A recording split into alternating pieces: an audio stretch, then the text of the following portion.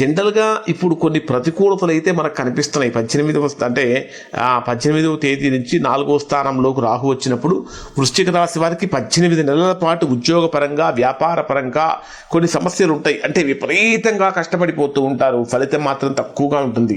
ఒక రకంగా చెప్పాలంటే మీ అంత ఎక్కువగా ఎవరూ కష్టపడరు, అయినప్పటికీ మీకంటే అందరికంటే తక్కువ ఫలితాన్ని కూడా మీరే పొందుతూ ఉంటారు. అంటే వృత్తి ఉద్యోగ వ్యాపారాలలో డెవలప్మెంట్ లేకపోవటం కానీ, గుర్తింపు లేకపోవటం కానీ, మీ ప్రతిభ అనేటటువంటి తగ్గుతూ ఉంటుంది.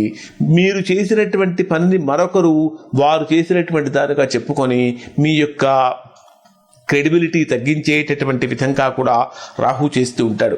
జనరల్గా ఇది ఎవరికి జరుగుతుందంటే, ఎవరికైతే వృశ్చిక రాశిలో జన్మించినటువంటి వారికి ప్రస్తుతం రాహు మహర్దశ కూడా జరుగుతూ మీకు వ్యక్తిగత జాతకంలో కూడా 4వ స్థానంలో రాహు ఉంటే దీని ప్రభావం చాలా తీవ్రంగా ఉంటుంది. లేదా కేవలం రాహు మహర్దశ మాత్రమే జరుగుతూ ఉంటే కొంతవరకు ఉంటుంది.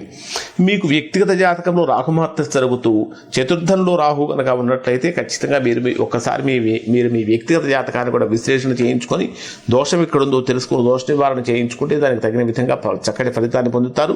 మిగిలినటువంటి మహర్దశలు కానీ అంతర్దశలు కానీ జరుగుతున్నటువంటి వారికి దీనివలన తీవ్రమైనటువంటి ప్రతికూల ప్రభావాలు ఏమీ ఉండవు. ఇవి వృశ్చిక రాశి వారికి సంబంధించినటువంటి ఫలితాలు. శుభం.